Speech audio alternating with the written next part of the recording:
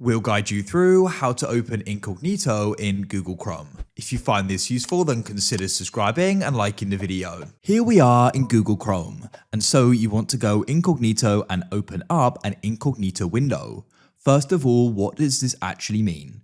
So Incognito is where you can go and browse the internet, and your browsing history is not going to be saved in Chrome. So things you go and search and different things you go and visit are not going to go and be saved within Chrome. Also, when you go and use it, none of your accounts are going to be signed in. It's sort of like a completely separate browser in a way, as none of the existing data saved in Chrome goes and applies. It's important to note though that because you're still connected to your internet, that your ISP is still going to go and be able to go and see the data. It's not completely private, but it's not going to go and be saved within Chrome. There are different ways you can go and open up an Incognito window, so you can watch this guide and go and decide what way is going to go and work best for you.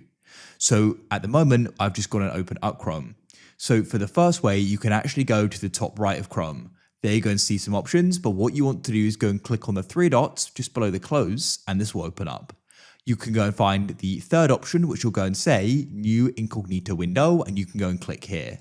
This will go and open up and it will go and say you've gone incognito. As you can see, others who use this device won't see your activity. You can browse privately. Alternatively, what you can do is in your taskbar, you can right click on it, and then you'll go and see the option for New Incognito Window here as well. So that's it. And also, if you went and looked in the top right when you press that, there is a shortcut. You can press Control, Shift, and N together to go incognito as well. So that's how it can go and be done.